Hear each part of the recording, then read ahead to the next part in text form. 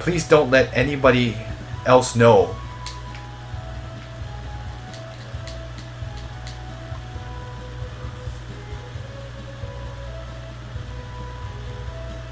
Oh, I see.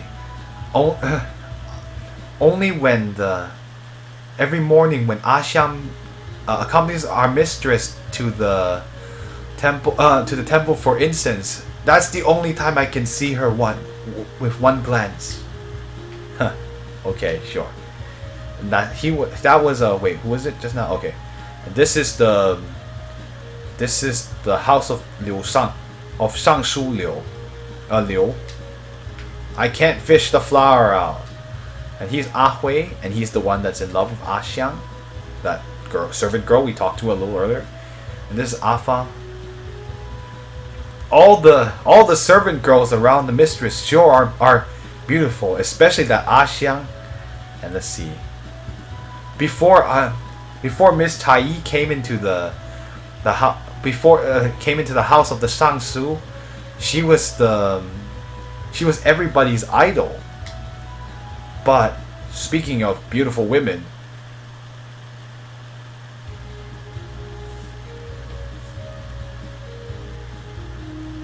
let's see. Huh, okay, I see. But speaking of beautiful women, the most beautiful woman in the house of the Shangsu is definitely Miss Tai Yi.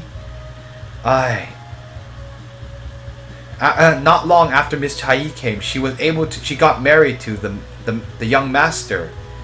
At that time, many men, let's see, how do I say it? Many men's hearts were broken. And this is Appa. This is the house of Liu Shangshu. Yeah, he doesn't have anything much interesting to say. Yeah, I know, I got it. Oh. Someone did I just get a message? It doesn't matter. I'm not going to do that right now. Okay. This is Ate. And he said, guard Ate. He said, right now we are doing our work. We can't talk to anybody. We're not allowed to talk to chat with anybody. And this is Ash. And he says the rules in the house are very strict. Even let's see. The guards are not allowed to converse with the servant girls from inside. Other than the sweepers and the cooks. And then the lower staff. Let's see. The servant girls from within are not allowed to go out whenever they please. Okay. Let's go on with our lives. And I'm going to talk to Ah Xiang after this, but I do believe it is a segment.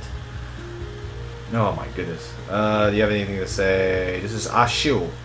And she's a servant, and she just says Miss Lin, hello, and Mr. Li, hello.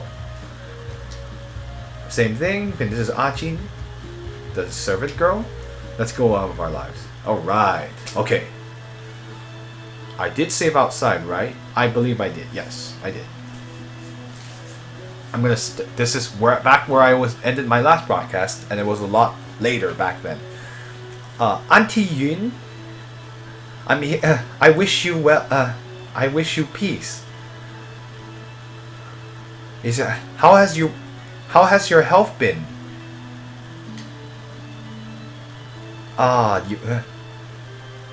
You silly girl, or guess basically.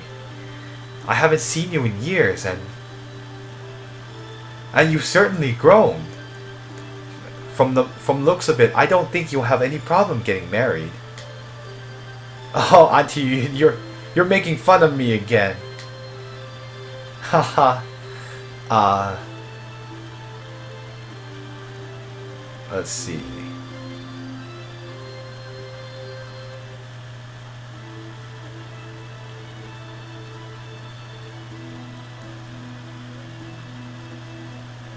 Okay, so I thought For a minute, I thought you came because of Jin Yuan's big marriage. Mate.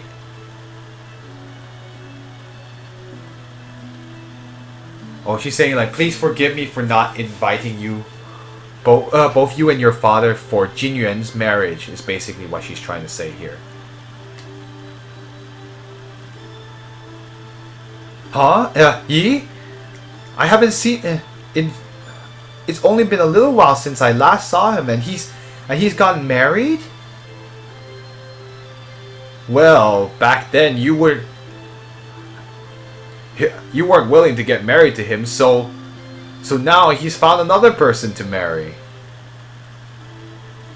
Okay, I see what he's saying. It's like, well, back then you didn't want to marry him, and now that he's found another person to marry, now you're more hasty or impetuous or more concerned, I guess. You stop saying silly things. Shut your mouth. Anyway, and this is Mr. Li. Li Gongzi is what she calls him, but yeah. Oh, in case you were wondering, yeah, in a lot of times, like, you'll call gong, like, for young men is like gongzi, and for young women is gunyang, and that's what you would be addressed as. In current China, that does not apply anymore. You don't call people that. And so, I was going to say you call a girl xiaojie, but that is not true for all Chinese countries. For China, never call a girl xiaojie. That is really bad.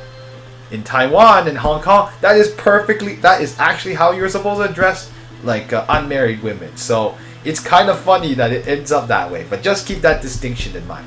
But anyway, I'm getting off the topic here. But in any case, yeah, in the old days, gunyang, gongzi. So anyway, I'll get back onto the track here. Yes, I'm Li Xiaoyao. Nice to meet. It's basically saying nice to meet you. Oh, please don't be so formal. You can just call me. Let's see. You can just call me Auntie Yun. And her name, she's called Yuni. Yuni, but that's what she calls herself. She asks them to call her. I've always seen Yueru as my own daughter. So we're all of us are family. Oh, Auntie Yun, how could you say that? Me and him, we haven't. Oh, you haven't. So you haven't. Well, wouldn't it be soon? About your matter, Jin Yuan already told me all of it. Haha. From when you were young, you've always tried to be really strong, and you've never you've never liked losing.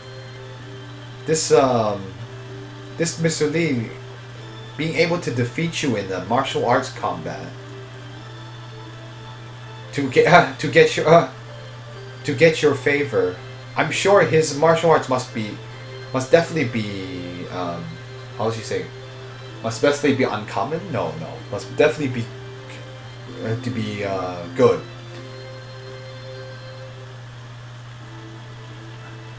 No way. Him. All he knows is some incomplete techniques. Huh? If I had tried my best, he would definitely not have been able to be my rival. Okay, yeah, whatever. You were trying really hard. We defeated you. Eh? The way you're talking, it sounds like you were letting me win. Huh? Huh? Wasn't that the case? If it in this whole journey, if it weren't for me, you would have been eaten by demons long ago. Come on, give me a little face. Or he's saying like, can't you give me a little face? It's basically like in Chinese culture, like you're not supposed to shame people, or you're supposed to at least be polite and let them keep their reputation, their face. I guess it's kind of an interesting concept. And so I'm just explaining this really quickly again, even though I think I've already explained it numerous times in previous broadcasts. But anyway, that's what he's talking about. Anyway, all you do is make me lose. All you do is keep making me lose face. Basically, is what he's saying. Okay, you don't. You can all stop. You can all stop arguing. Yueru, your personality has always been like this. You're always so harsh to other people. How come you can't get rid of this bad habit? Oh, Auntie Yun. Ha. Well, anyway, that's. Well, let's see. How do I say this in English? Well, that kind of Yueru is definitely the cutest. Jin Yuan really doesn't have. Or he's saying like, it's too bad Jin Yuan is so unfortunate. Or he's saying she's referring to the fact that Jin Yuan wasn't able to marry her. Lose face, bad experience with that. Yeah. It's much worse. Yeah, in Chinese culture at this time, yeah, you can't do that kind of stuff without making enemies. And it was utterly bad. But she's saying, like, in any case, her last statement is basically that it's too bad Jin Yuan couldn't marry you, is what she's implying. In the past, Auntie Yun was. She's saying, I was really hoping that you would be able to be our family's shifu, which means, like, be his wife. If you were able to marry into the house of Liu, that would be so great. Well, from when I was young, I always saw Jin Yuan, big brother Jin Yuan, as a... I've always seen big brother Jin Yuan as my own brother. I've never thought of him that way. I know. Jin Yuan's personality is too